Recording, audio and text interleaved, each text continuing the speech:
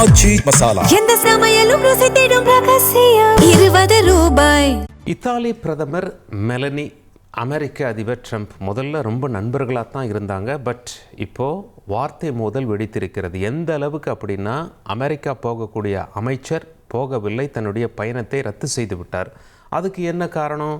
G7 மாநாட்டில் ஃப்ரான்ஸில் நடந்தது. அங்கே எடுக்கப்பட்ட காட்சிகளை பார்க்குறீங்க.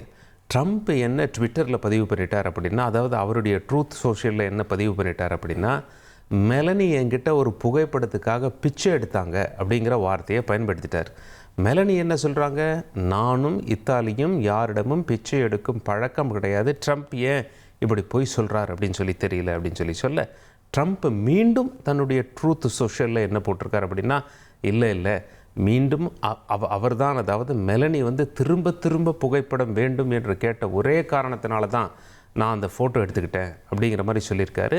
ஸோ 2 நாட்டு தலைவர்களுக்கு வார்த்தை மோதல் வெடிச்சிருக்கு. இன்ஃபேக்ட் ட்ரம்ப் அவர்கள் மறுபடியும் அதிபராக தேர்வு செய்யப்படும் போது அந்த பதவியேற்பு விழாவில் கலந்துக்கிட்ட ஒரே ஐரோப்பிய நாட்டினுடைய தலைவர் இத்தாலியருடைய பிரதமர் மெலனி அவர்கள் தான். ஆனால் பிறகு உரசல் ஏற்பட்டு விட்டது. ஈரான் போர் தொடர்பாக அமெரிக்கா என்ன சொல்கிறாங்க அப்படின்னா, இத்தாலியோட அந்த தளத்தை நாங்கள் பயன்படுத்த வேணும், ஈரான் மேலே தாக்குதல் நடத்தேன்னு இத்தாலி இதற்கு ஒப்புக்கொள்ளவில்லை என்று சொல்லப்படுகிறது. இதனால் 2 நாட்டு தலைவருக்கும் மத்தியில் ஒரு உரசல் ஏற்பட்டது. இந்த நிலையில தான் ட்ரம்ப் அவ்வாறு பேசிவிட்டார். இத்தாலி பிரதமர் மெலனி என்கிட்ட பிச்சை எடுத்தாங்க ஃபோட்டோக்குன்னு சொல்லிட்டாரு. இதனால் கடும் எதிர்ப்பு கிளம்பி இருக்கிறது இத்தாலி அரசியல்வாதிகள் கிட்டேருந்து.